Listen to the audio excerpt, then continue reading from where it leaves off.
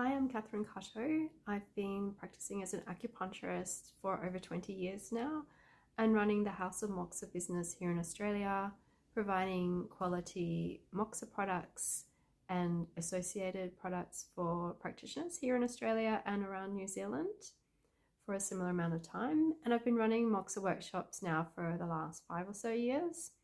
And today I wanted to go through a couple of techniques and just explaining about how you can decide which technique to use in which situation. And this is how I always start my Moxa workshops. So I have a chart here with the different techniques that we'll be covering. In the online Moxa workshop, we'll be focusing on the first two techniques and just briefly on the third and fourth. But if you come to the one in Brisbane later on in November, then we'll be covering all 4 of those techniques in much more detail. So the first technique I wanted to talk about is Tornetsky, and this is often translated as direct moxa or rice grain moxa, although if you look at the characters actually mean penetrating heat moxa as a direct translation. And so this gives you a good idea about how it's used. So it's quite penetrating, so it goes very deeply. So I liken it to like shooting a shooting star quite deep, and it's quite a defined diameter that it reaches. So you want to use this technique if the problem is quite deep. So whether it's a really deep deficiency, then you might want to use some Tornetsky, but these ones, especially if it's a yang deficiency, then you want to keep your threads, which is what we call the little bits that we roll. So there's a couple that I've rolled. You want to keep them quite soft and just using small pieces, so more like half rice grain size pieces. And you don't want the patient to feel too much heat, especially if it's a yang deficient client. Okay, so that's for a deficiency person at a deep level, as opposed to if you have someone with blood stagnation but it's at a really deep level, then you might want to think about using Tornetsky. So often, if someone has pain but it's very specific to one particular spot and it's quite deep, then you might want to use this technique. And so these threads you would roll much more firmly, and they can be slightly bigger, and you want the person to feel a bit more heat and also to create a little low grade burn even. The second technique is called Chinetsky, and in Japanese that means heat perception moxa. So this is the technique where we use the cones, and then when it gets too hot, then you take them off. And again, they can be used differently depending on the situation. So if someone has a lot of stagnation but it's at the surface as opposed to being deep down, then you might want to use Chinetsky. So what it does is it allows things to open up, and you can expel some of that heat or some of that stagnation. So here is an example of some cones that I would use for that particular sort of situation. So on some really tight shoulders, or if you've got some swelling somewhere, like after a sports injury, something like that, you can use some of these. But you can also use them to tonify. So we use this a lot in the 5 elements acupuncture school, and we use a higher grade of moxa than I did for the stagnation case. But not as high as your gold moxa for your rice grain or your penetrating Tornetsky. And they're much smaller cones, they're rolled more softly, and you don't want to leave them until they get hot. You probably want to go somewhere between warm and hot to remove these.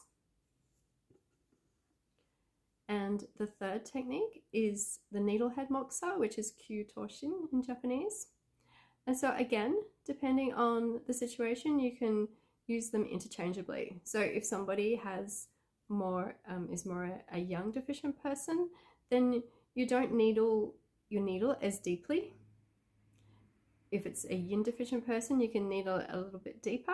And again, if it's more a blood stagnation but it's at a deeper level, then you can use Kotoshin, but needle at a deeper level. Obviously, you need to be careful depending on what's underneath the surface.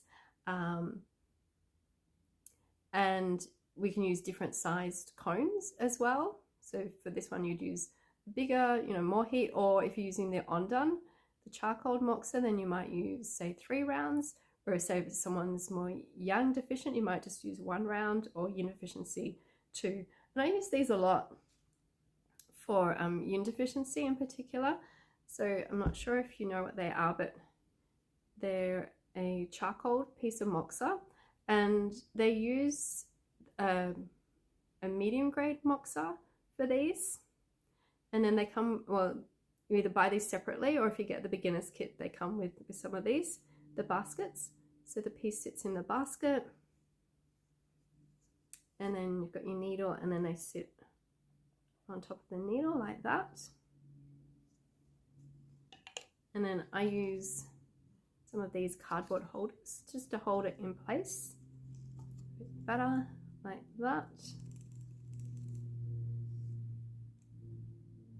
And that also helps to keep the heat in under the surface. So you can use like moxa, actual moxa balls as well, and I go into details in the workshops, but these days I like the Ondan one because it's less smoke, because the balls get very smoky, but 2, I actually feel like these actually, the heat goes deeper and it's retained more, whereas the balls, the patient might feel the heat more, but it's more at the surface and it's more expelled. And the 4th technique that I wanted to talk about is using the Kamae Mini Moxa. And these are really good for when the whole low meridian feels like it's congested, or even if the bottom half of the low meridian feels congested, you can use these. And I use them a lot, particularly on back shu points. So when I feel down them, I feel like which ones feel really congested. But it can also be used to tonify too. So if it feels deficient, I just might not push them up as far. But they can also be really good for things like arthritic joints. Patients love them. Or you could use them on tight shoulders too if you don't have enough time to do the Chinetsugu cones. And so these are the weak ones. Not like that. That's a weak one.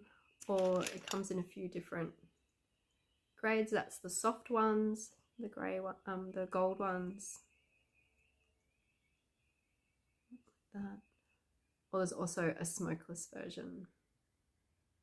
And of course you can use your moxa sticks as well. I do stock some. We don't use them a lot in Japanese acupuncture, but you can, especially if someone's quite yang deficient, then they can be quite good to use on the, say, on the belly, or, depending on what their pattern is, you could use them on some of the source points as well. So I use a fairly high grade moxa though. So these, it's a much higher grade moxa than what a lot of moxa sticks that you might have. But that's a quick introduction into how you can use different moxa techniques depending on your patient's issues. And if you'd like to learn more, then please come to one of my workshops. So the online workshop on the 9th of October, which would be the evening of the 8th of October in America, we'll be going into more detail on the first 2 techniques, the Tornetsugu and the Chinetsugu, the rice grain and the heat perception moxa. And we'll go briefly into the number 3 and the 4. But if you come to the Brisbane workshop on the 27th of November, then we'll go into more detail of all of those techniques. So I hope to see some of you there, but if not, I hope you found this interesting and useful for you. And just as a disclaimer, just as you all know, moxa can burn people, so any of these products you must use with extreme caution, and there'll be no responsibility taken from any burns that may occur as a result of watching this video. Thank you.